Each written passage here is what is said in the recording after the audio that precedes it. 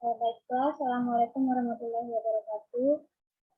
Kami dari kelompok 8 Fisiologi Hewan hari ini akan mempresentasikan materi kami yaitu fisiologi darah yang beranggotakan Rika Rostiana 1942219 dan saya sendiri Miss Gosia 1942312. Baiklah, kita langsung ke materi pertama yaitu apa itu darah.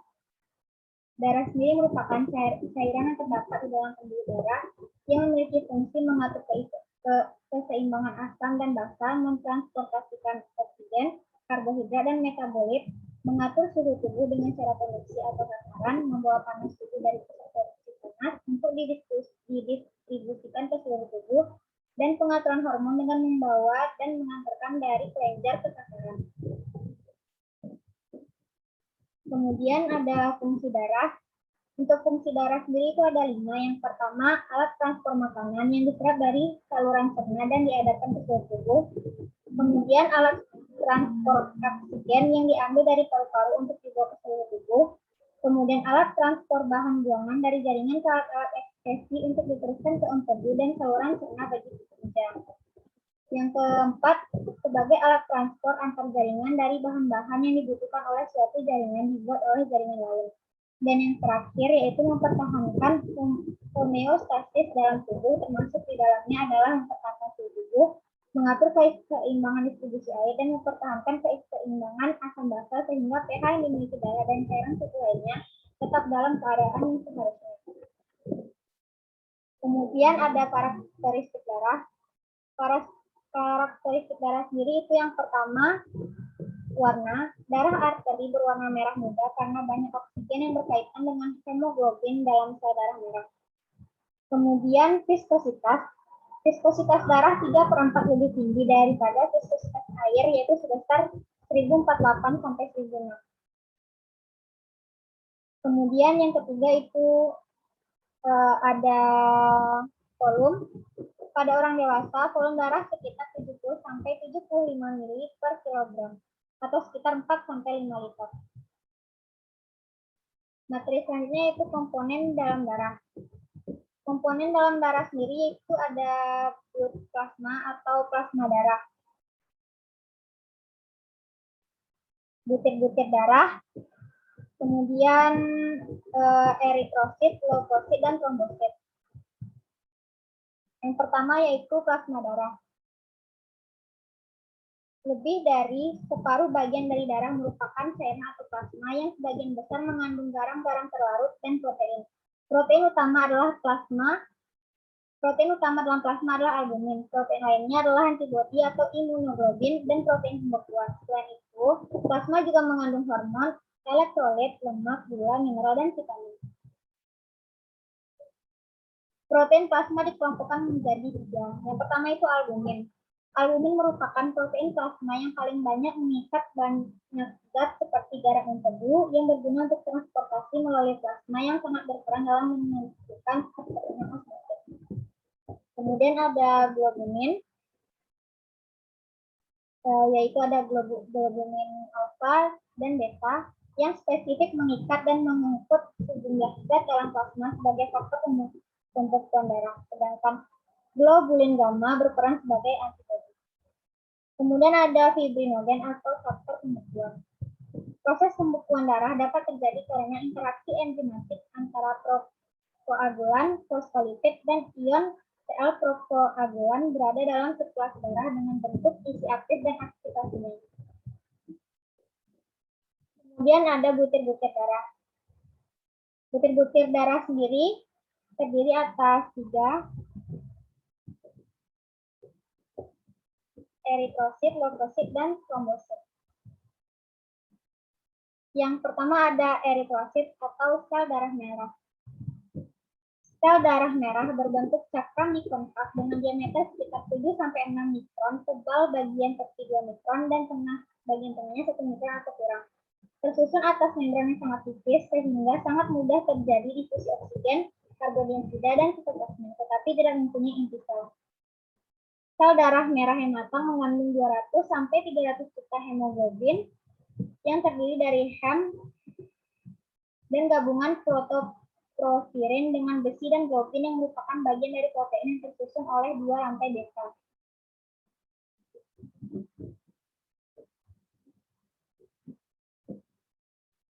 Darah keseluruhan normalnya mengandung 15 gram hemoglobin per 100 ml darah atau 30 hemoglobin per 1000 eritrosit. Hemoglobin sendiri adalah protein dan pigmen darah yang terdapat dalam sel darah merah. Heme merupakan gabungan protoporfirin dengan besi, sedangkan globin merupakan protein yang terdiri atas 2 rantai alfa dan 2 rantai beta. Hemoglobin berfungsi untuk mengikat oksigen. 1 gram hemoglobin akan bergabung dengan 1,34 ml oksigen. Terdapat sekitar 300 molekul hemoglobin terkandung dalam satu sel eritrosit. Kemudian ada 3 tipe hemoglobin. Yang pertama ada hemoglobin A yang merupakan kebanyakan dari hemoglobin orang dewasa yang mempunyai rantai globin 2 alfa dan 2 beta. Kemudian ada hemoglobin A2 yang merupakan minoritas hemoglobin pada orang dewasa yang mempunyai rantai globin 2 alfa dan 2 beta. Dan yang terakhir yaitu hemoglobin F yang merupakan hemoglobin fetal mempunyai rantai globin 2 alfa dan 2 gamma. Kemudian ada sel darah putih atau leukosit. Sel darah putih atau leukosit jauh lebih besar daripada sel darah merah. Pada orang dewasa, 1 mm darah terdapat 6.000 sampai 9.000 sel darah putih, tidak seperti sel darah merah. Sel darah putih memiliki inti. Sebagian besar sel darah putih bisa bergerak seperti amoeba dan dapat menembus dinding kapiler. Sel darah putih dapat diproduksi dalam sumsum merah, kelenjar limfa, dan limfa atau kurang.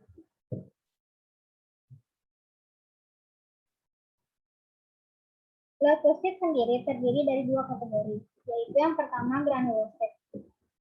Granulosit yaitu sel darah putih yang di dalam sitoplasmanya terdapat granula. Dan agranulosit yaitu leukosit molekuler, yaitu sel darah putih yang hanya memiliki inti satu lobus dan sitoplasmanya bebas dari granula.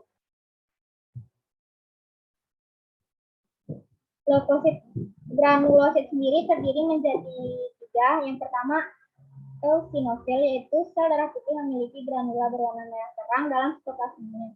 Kemudian ada basofil, yaitu sel darah putih yang memiliki granula berwarna biru, dan neutrofil, yaitu sel darah putih yang memiliki granula berwarna ungu pucat dan kadang disebut polimorfonukleol.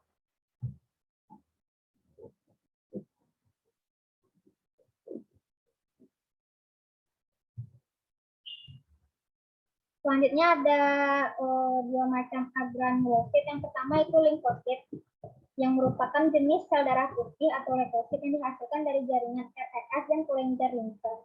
Bentuknya ada yang besar dan kecil, dan di dalam sitoplasmanya tidak terdapat granula dan intinya besar.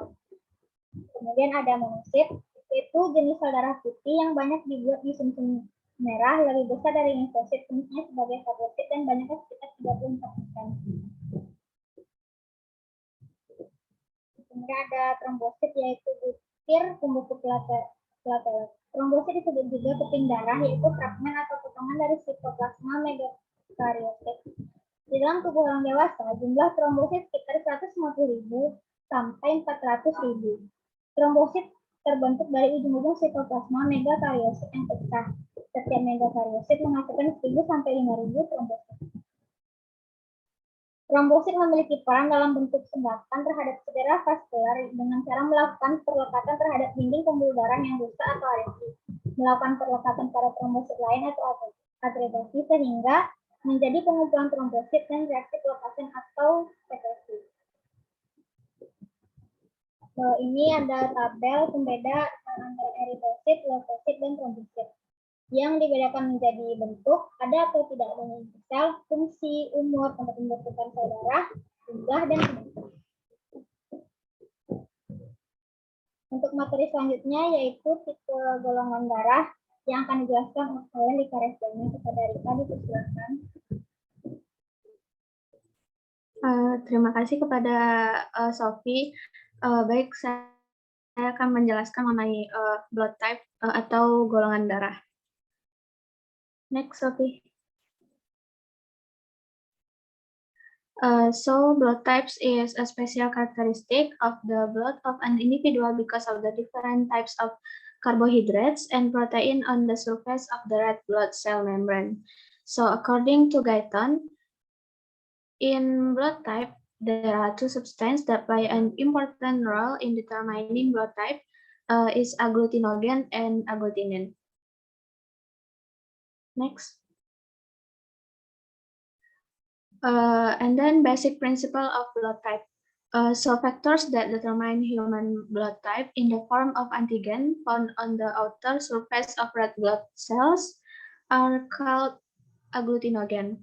Anti-antigen substances are called anti-antigens or antibodies, which when reacted will destroy the antigen in question called agglutinin in serum, a natural antibody that is automatically found in the human body.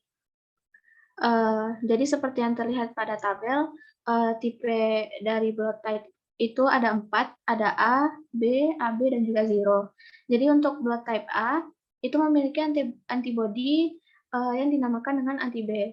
Sedangkan untuk antigennya itu antigen A. Untuk blood type B, itu antibodinya anti A, antigennya disebut dengan antigen B.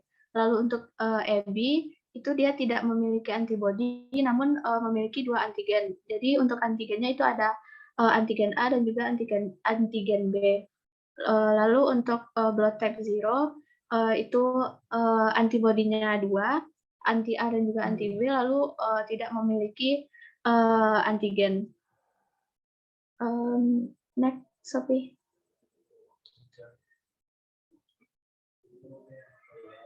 So next about rhesus. Rhesus is a blood type system whose results are positive or negative after knowing the blood type AB, AB, or 0. Types of blood types, system AB0 and rhesus. A woman who is rhesus positive has the rhesus antigen in her red blood cells. A woman who is rhesus negative has no rhesus antigen in her red blood cells. This causes the formation of antibodies when the mother and fetus have different rhesus. As many as 85% of the population in Indonesia has a positive rhesus factor, and another 15% has a negative rhesus factor. So blood negative rhesus is often called rare blood. Rhesus negative is usually often found in people with white race. Next. So the next is about blood value. So in the blood value, we're gonna talk about counting leukocyte and erythrocyte, and also about PCV and counting with Sahley method, and also about absolute indicators. Next. So about blood value is quantitative analysis of the composition of blood components. So the composition of blood components is presented in the form of quantitative parameter called blue values. So the main parameters measure include the quantity of erythrocyte and leukocyte, platelets or thrombocyte, hemoglobin levels, hematocyte value, total protein concentration, and absolute index of blood. The absolute index of blood consists of MCV or mean volume of erythrocyte, MCH, mean hemoglobin weight per unit of erythrocyte, and MCHC, or concentration of hemoglobin per unit volume of erythrocyte. Next. So the next is about gas transport in blood. So gas transportation has a relationship between blood components, which are basically part of the respiratory system and the circulatory system.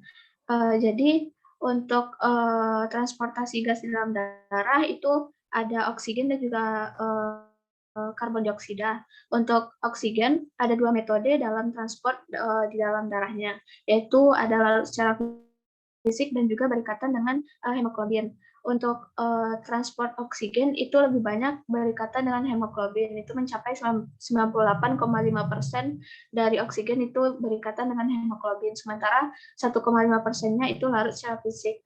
Lalu untuk karbon dioksida, itu ada 3 metode dalam transport karbon dioksidanya. Yang pertama larut secara fisik, berikatan dengan hemoglobin dan juga sebagai bikarbonat. Kalau untuk karbon dioksida itu lebih banyak transportnya itu sebagai bikarbonat, dan selebihnya itu berikatan dengan hemoglobin dan juga larut secara fisik. Next. So the system how oxygen can transport in blood. Oxygen transport can be carried directly in blood plasma and conjugated with respiratory pigment, which are units that can be associated with oxygen in a reversible. So blood as an oxygen carrier must be able to bind and release oxygen in sufficient quantities easily. The task of binding oxygen is carried out by blood pigments, which are also known as respiratory pigment. An example of a blood pigment would be represented by hemoglobin. Oxygen combined with hemoglobin to form oxyhemoglobin, which is bright red in color. Hemoglobin has the ability to combine with oxygen in a reversible manner easily, meaning that hemoglobin easily bind and also easily release oxygen. This ability of hemoglobin is called the oxygen affinity of hemoglobin. The oxygen affinity of hemoglobin is labil and depends on condition in the blood. Next. Next about carbon dioxide transport. The carbon dioxide produced by metabolism and delivered by the tissues is passed into the blood through the tissue plates and is conveyed back to the respiratory surface along with the bloodstream, but with plasma and blood hemoglobin. Blood transport carbon dioxide in 3 ways. First, as carbonic acid. Second, as bicarbonate of sodium and potassium. And the third is as carbaminohemoglobin. All of these compounds are reversible compounds. About 10% of the total carbon dioxide is carried by the blood in a dissolved state as carbonic acid, but 80% of carbon dioxide is as bicarbonate sodium. The 80% of carbon dioxide is as bicarbonate. So sodium bicarbonate in plasma and as potassium in plasma and as potassium bicarbonate in blood cells, and the remaining 10% as carbaminohemoglobin. So carbaminohemoglobin is a loose compound formed by hemoglobin plus carbon dioxide. And then in the blood there is an enzyme called carbonic anhydrase formed in erythrocyte. This enzyme enhances the conversion of bicarbonate to carbonate, carbon dioxide, and water with a catalyst. Apart from this enzyme, oxyhemoglobin also helps in releasing carbon dioxide from various compounds because oxyhemoglobin is very acidic and its acidity causes the release of carbon dioxide from bicarbonate, carbonic acid, and carbamonohemoglobin. Therefore, the carbon dioxide thus formed is removed by diffusion before the blood leaves the lungs. This gas transport also comes under external respiration. So in other words, in high concentration of carbon dioxide, its transport from tissues diffuse to tissues again. And when the carbon dioxide release, its transport form tissue fluid and diffused into blood. Next.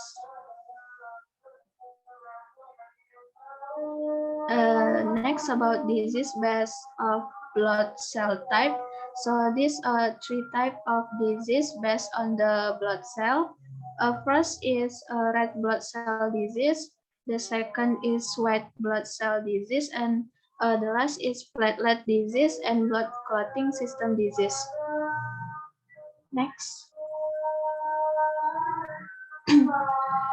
So first about red blood cell disease, a decrease in the number of red blood cells stimulates the bone marrow to increase the release of abnormal red blood cells that are small and lack hemoglobin. So the most common condition that affect red blood cells is anemia. Anemia is functionally defined as a decrease in the number of red blood cell mass so that it cannot fulfill its function to carry oxygen in sufficient quantities to peripheral tissues. So the causes of anemia can be divided into two categories, namely anemia caused by disorders due to reduced formation of red blood cells, and the second is anemia which is caused by an increase in the destruction of red blood cells. Next. So first, anemia is caused by reduced production of red blood cells. So the first we got iron deficiency anemia, which is a hypochromic microcytic anemia that occurs due to a lack of iron in nutrition or slow and chronic blood loss.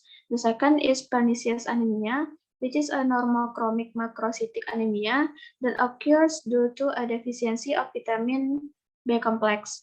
Third is folic acid deficiency anemia, which is a macrocytic normochromic anemia due to a deficiency of the vitamin folate.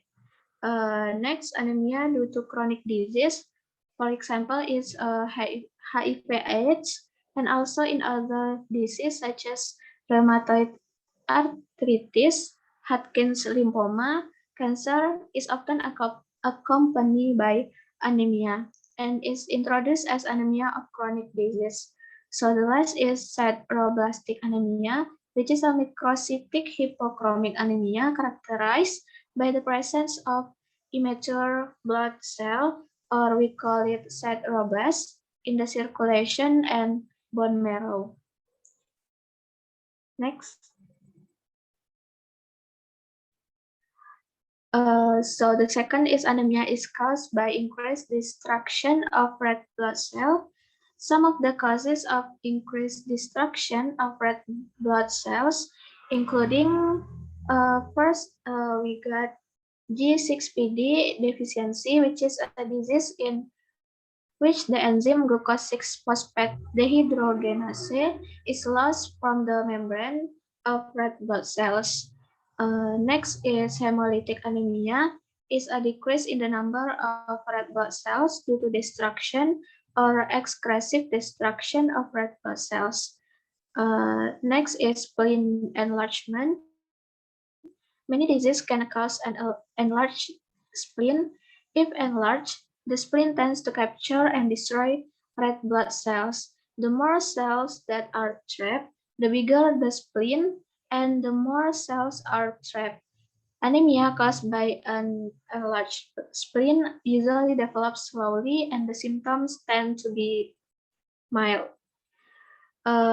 Next is mechanical damage to red blood cells, and the last is autoimmune reaction to red blood cells. Next is about white blood cells disease. So first we're gonna talk about leukemia. Leukemia is a cancer of a type of white blood cell in the bone marrow. Leukemia occurs in patients who are found to have lots of white blood cells, where the white blood cells that appear to be a lot are young cells, such as promyelocytes. This increasing number can interfere with the normal function of other cells. Leukemia can be classified based on the prevalence of 4 main types, including first is acute lymphocytic leukemia, is the most common type of leukemia in children. Next, acute myelocytic leukemia is more common in adults than children. Chronic lymphocytic leukemia often affect adults older than 55 years. And the last is chronic myelocytic leukemia is common in adults. So the second is Burkitt's lymphoma.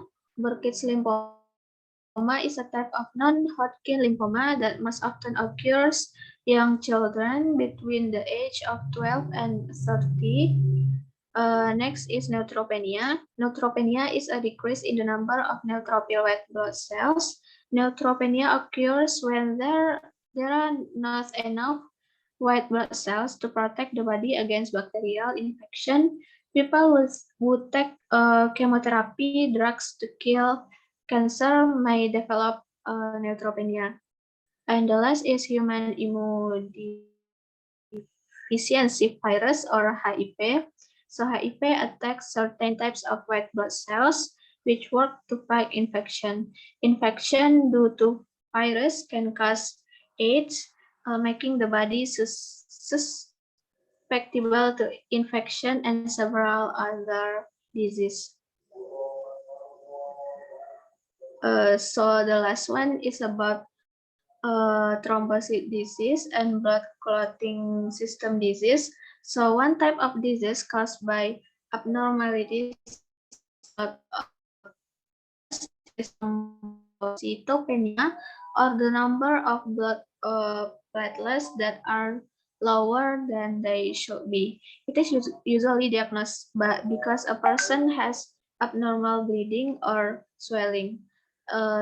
And about blood clotting system disease, we have hemophilia.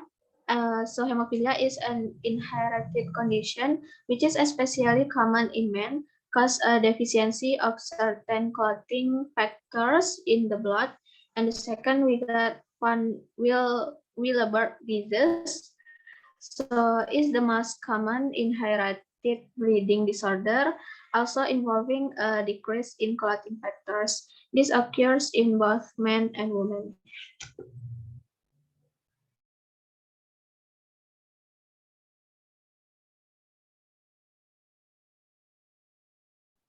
Baik, terima kasih kepada Rektorat yang telah menyampaikan materinya.